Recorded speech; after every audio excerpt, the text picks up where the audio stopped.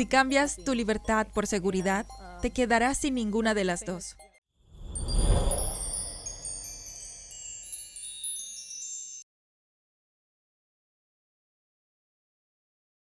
A fin de cuentas, son corporaciones. Él lo desarrolló y vio a la masa como una especie de animal propenso a caprichos instintivos. Estudió cómo controlar a las masas, cómo manipularlas y demás. Luego, si consideras que tienes a familias como los Rockefeller y a Estados Unidos manipulando el sistema educativo, y también, por supuesto, Estados Unidos exporta ese modelo a gran escala una vez que se convierte en un imperio, por ejemplo. Y muchas de estas cosas suceden de la misma forma que lo hacían en la Unión Soviética. Quiero decir, obviamente, eso se replicaría en las áreas que están bajo la influencia soviética. Por todo esto creo que es algo inherente al contexto imperial y cuando hay bloques de poder que compiten entre sí, intentan expandir su influencia de esa manera, haciendo una especie de juego de subversión ideológica, y creo que la gente no es necesariamente consciente del grado de esfuerzos que hay para manipularlos hoy en día, particularmente en lo que se refiere al discurso online. Ahora mismo es muy difícil saber si la persona con la que estás hablando es una persona real. ¿Qué pasa si un gran influencer al que sigues ya no es ni siquiera una persona real?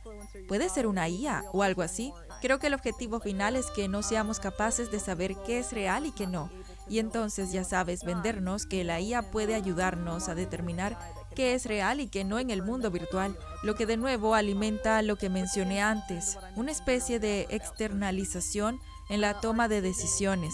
Creo que en última instancia estamos siendo conducidos en esta especie de marcha hacia un gobierno global, que es de naturaleza tecnocrática y por lo tanto en algún momento seremos inherentemente autoritarios, pero se comercializará como si todo el mundo tuviera un lugar más igualitario en la mesa. Pese a eso, no creo que signifique necesariamente que el poder de Estados Unidos vaya a disminuir. Creo que el imperio estadounidense puede ser el vehículo para instigar algo de eso, aunque la gente piense que, ya sabes, es contra el mundo unilateral, es inherentemente contra eso. Creo que podría venir del imperio estadounidense bastante fácilmente, ya veremos. Pero creo, en última instancia, para diseñar este tipo de cambio y conseguir que la gente se aclimate lo suficiente, sobre todo las generaciones más jóvenes, tienes que erosionar el concepto de identidad nacional y la identidad en general y conseguir que las cosas que normalmente eran definiciones duras y rígidas de la identidad de uno se vuelvan fluidas y fácilmente cambiables y manipulables en función de, ya sabes, los deseos de los ingenieros sociales o los ingenieros culturales. En última instancia, creo que quieren erosionar cualquier interés en la soberanía nacional, el nacionalismo o en que las personas pertenezcan a un grupo concreto, porque en última instancia facilita esta idea de ser un ciudadano global y todo eso. Creo que hay esfuerzos para manipular tanto a la izquierda como a la derecha en ese contexto. Y creo que estamos viendo algo de eso ahora con los esfuerzos por comparar esto con la Unión Norteamericana, que originalmente era un club de Roma y una idea tecnológica con lo de hacer que Estados Unidos vuelva a ser grande. Esto es algo que discutí el año pasado cuando mi amigo Mark y yo estábamos hablando de este cambio de lo público a lo privado y de cómo la dialéctica iba a cambiar para vender a la gente las políticas que rechazaron durante el COVID, utilizando argumentos de venta diferentes y cómo esos argumentos de venta están dirigidos a la gente de derechas, esencialmente. Creo que estamos viendo eso ahora mismo. Y creo que, de nuevo, por eso es importante centrarse en las políticas, en cuáles son tus líneas rojas y centrarse menos en la retórica, porque van a hacer todo lo posible para venderte todo tipo de cosas. Pero si hace 2 años hubieras sabido que la identificación digital y la moneda digital y programable iban a ser perjudiciales para la sociedad y la libertad, debes saber que eso no cambiará aunque cambie el argumento de venta. E incluso si ahora se expone como una cura para la inmigración ilegal, los ataques terroristas o la delincuencia en realidad no resuelve esos problemas. Se puede ver en dónde se ha implementado la identificación digital. En lugares como la India está muy extendida y no ha hecho ninguna de esas cosas, y es poco probable que haga esas cosas. Hay una famosa cita de Benjamin Franklin. La voy a parafrasear. Si cambias tu libertad por seguridad, te quedarás sin ninguna de las dos. Y eso es lo que en última instancia ocurre aquí. Cuando la gente renuncia a su libertad ante el gobierno, muy rara vez la recupera. Y creo que la gente sería muy prudente, bueno, incluso si se supone que las soluciones provienen del sector privado y se describen como más innovadoras y eficientes en todo esto. De nuevo, estamos gobernados por una asociación público-privada. El sector público es el entorno propicio, ya no es realmente el que dirige el espectáculo. Por eso hay que desconfiar de la identificación digital del sector público. La documentación de la ONU sobre la identificación digital habla de venderla desde el sector privado y comercializarla como descentralizada. Pero todos los datos estarían centralizados en una única base de datos a nivel mundial, por lo que funcionalmente sigue siendo un sistema de identificación digital centralizado, pero están mostrando, casi revelando, que quieren comercializarla como algo descentralizado y algo que tiene una variedad de proveedores del sector privado compitiendo presumiblemente por los contratos para implementar la identificación digital en el sector público. Pero en última instancia, todos los datos estarán centralizados internamente por una única autoridad que puede utilizarlos para todos los mismos fines que se consideran una amenaza para la libertad. Creo que la gente debería ser muy escéptica con los argumentos de venta y de nuevo centrarse mucho más en la política. Como he mencionado antes, cuando se trata de crear cosas con la IA, hay muchas cosas que puedes hacer independientemente de tu situación económica o cuánto tiempo tengas, porque en última instancia, si esto es una guerra por las mentes y la percepción de las personas, ahí es donde está el campo de batalla en cómo fortalecerte y estar seguro ante este tipo de ataques o manipulaciones y demás. En primer lugar, tienes que saber qué está sucediendo para poder hacer algo al respecto, y luego tienes que decidir qué tipo de futuro quieres y cómo puede afectar eso personalmente a tu propia vida. No se trata de subcontratar tu responsabilidad o tu poder a otra persona o de adorar a alguien a quien nunca has conocido y nunca vas a conocer. Sí, es una guerra por la mente y he estado prestando mucha atención a los ciclos de las civilizaciones. La mayoría de las civilizaciones nacen de una situación muy horrible a través de la esclavitud o la servidumbre, y luego las personas con gran fe y coraje salen de eso y trabajan duro y se centran en la educación y llegan a un periodo de abundancia, pero una o dos generaciones después, sus hijos no tienen realmente ese mismo valor y fe, por lo que dan las cosas por sentado y se sienten con derecho a ellas y entran en un periodo de egoísmo y apatía, lo que conduce a un periodo de dependencia porque todos renuncian a su responsabilidad. Y una vez que entras en el periodo de dependencia, dependes de una autoridad o poder central para poder tomar tus decisiones y para que haga todo por ti. Y eso te lleva de nuevo a la esclavitud. Y yo preguntaría, ¿dónde estamos en este ciclo? Creo que hay gente... Sí, adelante. Creo que es justo decir que la abundancia ciertamente puede debilitar ciertos aspectos de la personalidad de las personas, y creo que si combinas eso en los Estados Unidos con el excepcionalismo estadounidense, tienes una situación interesante, donde la gente piensa que siempre será así de bueno y que no hay necesidad de hacer nada para preservarlo. Obviamente creo que está bastante claro que va a haber algunos despertares desagradables con eso y que los estadounidenses necesitan volver a sus raíces de responsabilidad individual y promover la soberanía individual tanto como sea posible. También intentar tal vez volver a las habilidades tradicionales y aprender habilidades que se han perdido generacionalmente, como hacer cosas que realmente usas y poder obtenerlas localmente, tanto como sea posible, especialmente si hay algún tipo de calamidad económica o esfuerzo para involucrar a todos en esta esclavitud digital. El dinero básicamente... ¿Cómo te resistes a eso? Requiere que muchos de los bienes que necesitas para vivir y que tu familia necesita para vivir puedan obtenerse localmente y producirse localmente. Así que es importante investigar este tipo de cosas y desarrollar comunidades locales resilientes en la medida de lo posible. Porque en última instancia, y especialmente en el contexto imperial, Estados Unidos es un imperio. Es muy fácil mirar a los imperios a lo largo de la historia y ver que finalmente se extralimitan y se vuelven cada vez más autoritarios. Y luego en algún momento, como en el caso de Roma, colapsan y entran todos esos invasores y saquean todo. ¿Cómo puede resistir a ese tipo de cosas a corto y largo plazo en la medida de lo posible? Teniendo comunidades locales resilientes que puedan valerse por sí mismas. Creo que los estadounidenses se han acostumbrado tanto a las cadenas de suministro que no tiene sentido, pero proporcionan toda esta abundancia. Realmente no ha habido interés en desarrollar ese tipo de habilidades o ese tipo de comunidades, y creo que eso es algo que realmente debe cambiar en los países de todo el mundo.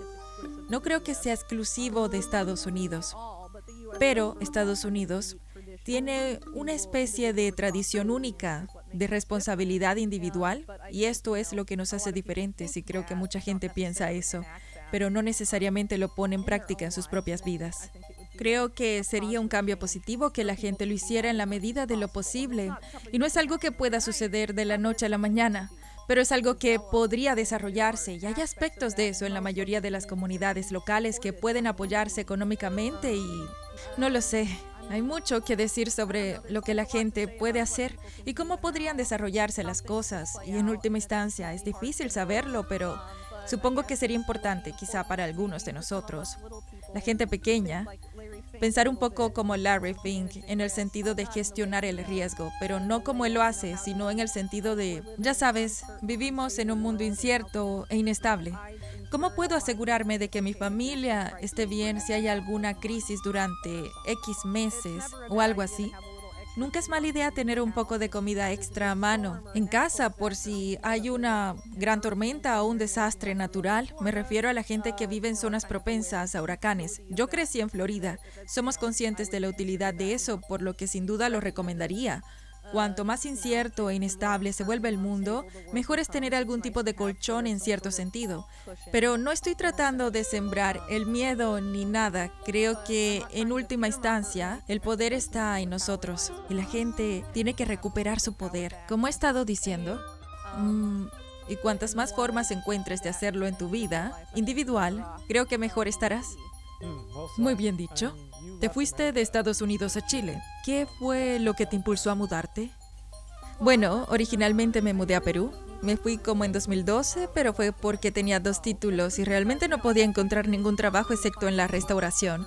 Realmente estaba desilusionada con la gente que conocía entonces, como el ambiente social de la universidad a la que fui. Era una especie de marginada social. Fui a la Universidad de David, que es una escuela muy yuppie-yappy, y yo no era realmente eso. Intenté encajar los 2 primeros años, pero me rendí y me desilusioné un poco con la vida en Estados Unidos.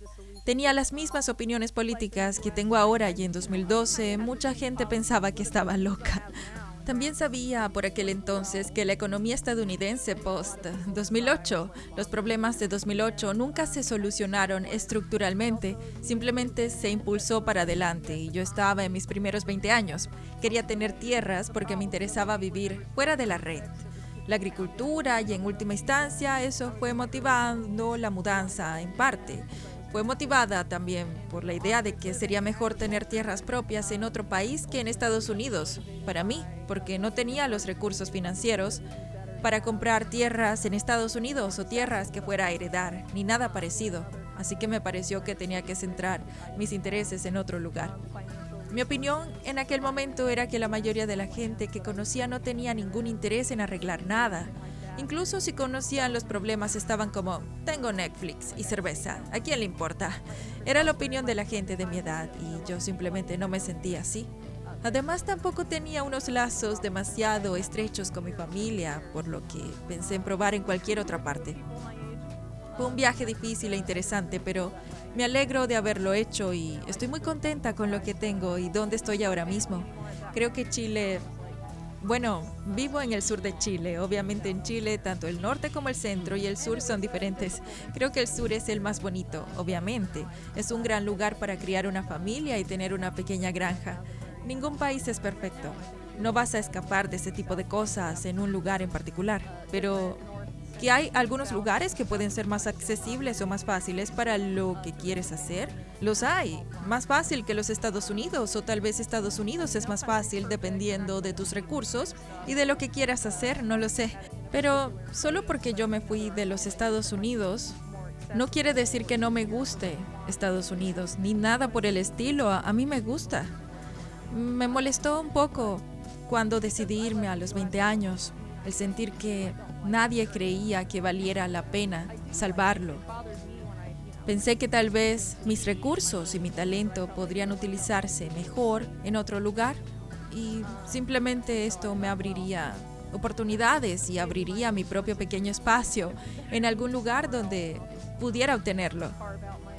Porque no sentía que pudiera obtenerlo allí. Yo, por ejemplo, soy del sureste y gran parte de esta zona tiene importantes problemas medioambientales y todo tipo de problemas que complican mucho la agricultura. Entonces pensé en hacer otra cosa, pero obviamente no es para todo el mundo. Y obviamente no todo el mundo quiere irse de Estados Unidos. Para mí, una de las razones por las que no volví después de irme es porque no tenía los recursos económicos para volver y restablecerme en Estados Unidos. He tenido algún momento desde que llevo en Sudamérica en el cual he estado como indecisa con la idea, pero desde que tengo hijos, ya sabes, una vez que tienes hijos, los grandes traslados internacionales se vuelven mucho más complicados. Y bueno, sí, Chile nos ha parecido un buen lugar para nosotros. Y hay otros estadounidenses y expatriados aquí que sienten lo mismo. Y estoy segura de que hay comunidades en otros países que están contentas con su vida y que son muy diferentes a Chile. Tal vez. Y bueno, hay muchos lugares en Estados Unidos que probablemente sean geniales para esperar lo que sea que nos depare el futuro. No lo sé, pero esa es la razón personal por la que me fui y creo que fue una situación un tanto única y una decisión que tomé cuando tenía poco más de 20 años. Yo estaba desilusionada, pero no era porque me gustara o no me gustara el país. Estaba desilusionada con la gente de mi edad y con la sensación de que ningún otro joven quería arreglar las cosas. Y tal vez era un problema de ser demasiado precoz en identificar los problemas y estar demasiado al tanto antes de que otras personas de mi edad se dieran cuenta. De nuevo, no lo sé. La verdad es que no lo sé. Mi vida me ha llevado hasta aquí y estoy contenta de quedarme por ahora. Sí, creo que es genial que estés viviendo en esta granja en el otro lado del mundo, pero luego te sumerges en estos temas tan profundos que son extremadamente importantes y que tienen un impacto global. Luego publicas tu artículo, te desconectas y te vas a vivir en la naturaleza desconectada y bueno, es bueno tener ese equilibrio. Sí, es muy importante. Tengo curiosidad. ¿Te preocupa tu propia seguridad al estar abordando estos temas? Son personas muy poderosas y tienen muchos recursos. ¿Te preocupa alguna vez tu propia seguridad personal? Sí, me hacen esta pregunta frecuentemente. Para responder utilizaré una frase del famoso libro de ciencia ficción Dune. El miedo es el asesino mental definitivo. Creo que si tienes miedo de que algo te pase todo el tiempo, aumentas mucho la probabilidad de que ocurra porque la mente humana es muy poderosa. Por eso estamos en esta guerra por la percepción, como he comentado. Si te rindes a este tipo de percepciones como el miedo al daño mortal, es más probable que lo manifiestes. Personalmente creo que mucho de lo que estamos luchando no es solo una guerra por la percepción. En última instancia es una guerra por nuestras mentes, pero también por nuestras almas. En este sentido es una guerra espiritual y realmente no creo que el miedo sea la herramienta definitiva que les beneficie a ellos en lugar de a nosotros. Por eso creo que la mejor manera de vivir realmente es hacer lo que te satisfaga, lo que te haga feliz y no preocuparte realmente por la retribución de la élite, porque entonces simplemente dejarás de vivir tu vida y de hacer lo que quieres hacer. Y tal vez lo que estás aquí para hacer, porque estás tan preocupado por algo que puede suceder, que no ha sucedido y así es como la élite piensa. Por eso quieren el precrimen y todas estas cosas. Están constantemente preocupados por riesgos que no se han manifestado y no necesitamos pensar así. No debemos pensar como piensan las élites y creo que hay un esfuerzo para hacernos pensar como ellos. Creo que por eso se crearon las redes sociales de la forma en que se crearon y han incubado el narcisismo cultural y muchas de estas cosas porque muchas de las élites son muy narcisistas. Creo que las redes sociales como fenómeno han hecho que la sociedad se parezca mucho más a ellos de lo que quizá era antes. Creo que tienen miedo todo el tiempo. Están en esta esfera del miedo y en este lugar narcisista. Creo que deberíamos alejarnos lo más posible de eso porque es muy perjudicial para uno mismo y también para la gente que te rodea. Crecí con un padre muy narcisista. Tuvo un impacto muy negativo en mi vida y en la de mis hermanos y definitivamente es algo que es energéticamente vampírico y no es, quiero decir, ¿quién quiere ser eso? Creo que cuanto más podamos alejarnos de ese tipo de mentalidad, mejor será el mundo futuro y creo que la tendencia de que haya esfuerzos para incrustar estas tendencias en las personas y creo que ocurre más con las personas cuando usan las redes sociales, mucho más jóvenes y realmente no se dan cuenta de cómo están siendo manipulados, cómo esas tendencias se van normalizando y la idea de crear este falso yo que no es realmente el yo real y el yo que quieres proyectar a los demás, creo que mucho de eso es como preparar a la gente para alguna mierda del metaverso. Y todo eso en última instancia.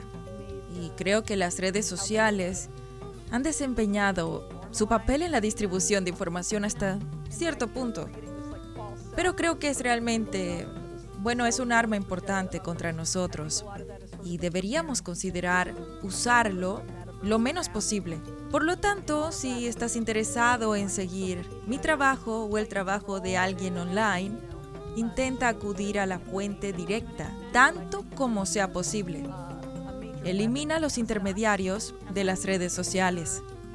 Puedes ir a mi sitio web Unlimited Hangout y suscribirte a nuestro boletín de noticias, y de esa manera puedes obtener todo nuestro contenido sin esfuerzo, sin tener que preocuparte por la manipulación de las redes sociales o la censura. De nuevo, puedes configurar fuentes RSS donde conectas todos los sitios web que quieres seguir, y eso genera un canal de noticias que no está manipulado por nadie más que por ti.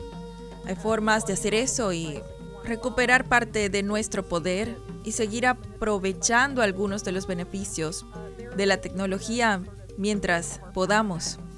Creo que es muy importante hacerlo porque creo que muchos de los impactos negativos de las redes sociales están realmente empezando a superar a los positivos en este momento.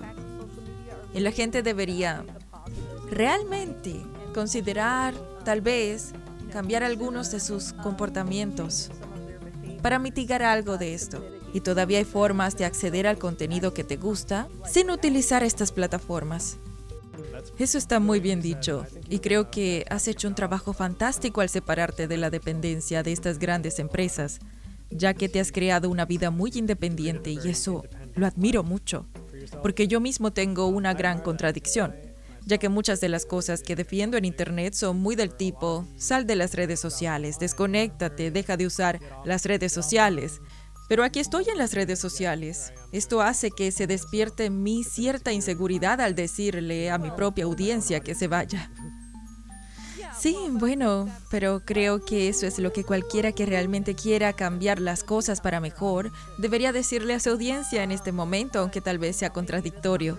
Es decir, presumiblemente tenemos el incentivo monetario de querer que nuestra audiencia crezca, pero tal vez estemos más preocupados por el estado del mundo y hacia dónde van las cosas, y lo importante que es mitigar tu exposición a estas cosas para afectar un futuro mejor.